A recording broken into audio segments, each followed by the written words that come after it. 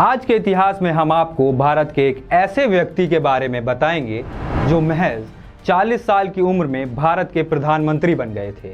वे भारत के पहले युवा प्रधानमंत्री थे। जी हाँ, आप समझ ही गए होंगे, हम बात कर रहे हैं राजीव गांधी के बारे में। नमस्कार, मैं निखिल स्वागत करता हूं आप सभी का चेतना मंच के इस खास कार्यक्रम डेट में। तो चलिए आपको उनके जीवन के बारे में कुछ जानकारियां देते हैं। राजीव गांधी का जन्म 20 अगस्त 1944 को मुंबई के गांधी परिवार में हुआ था। उनके पिता का नाम फिरोज गांधी और माता का नाम इंदिरा गांधी था। राजीव गांधी ने अपनी प्राथमिक शिक्षा देहरादून के एक विद्यालय से पूरी की, जहां उनकी मित्रता बॉलीवुड के महानायक अमिताभ बच्चन से हुई। फिर वे आगे की पढ़ाई करने के लिए लंदन चले गए। वहां उन्होंने लंदन के इंपीरियल कॉलेज से अपनी पढ़ाई की। इसके बाद उन्हें कैम्ब्रिज यूनिवर्सिटी से इंजीनियरिंग करने का ऑफर आया। फिर वो 1965 तक कैम्ब्रिज में रहे, लेकिन उन्होंने अपनी इंजीनियरिंग की पढ़ाई पूरी नहीं की और 1966 में वो भारत आ गए।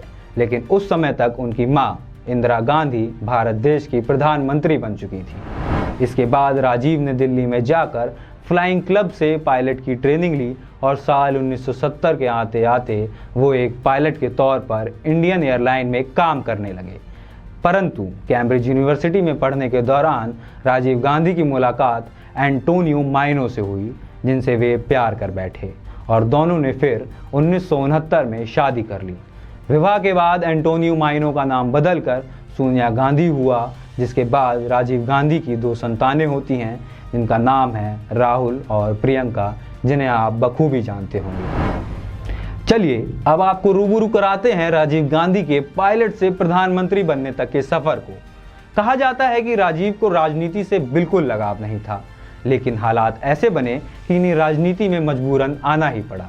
दरअसल हुआ ये था कि 23 जून 1980 को संजय गांधी की एक विमान हादसे में मौत हो जाती है, जिसके चलते राजीव गांधी को 1982 में अपनी मां इंदिरा गांधी की बात मानकर उनके साथ राजनीति में उतरना पड़ता है। राजीव ने अमेठी की सीट का चुनाव जीतकर संसद में अपना पहला कदम रखा और साल 1981 में उन्हें भारतीय युवा कांग्रेस का अध्यक्ष भी बना दिया गया। दरअसल होता यह है कि 31 अक्टूबर 1984 को राजीव गांधी की मां इंदिरा गांधी की हत्या हो जाती है, जिसे उनके सिख बॉडीगार्ड ने ही अंजाम दिया था। फिर मौत के कुछ घंटों बाद ही कांग्रेस के सभी सदस्यों ने मिलकर पूरी जिम्मेदारी राजीव गांधी के कंधों पर डाल दी।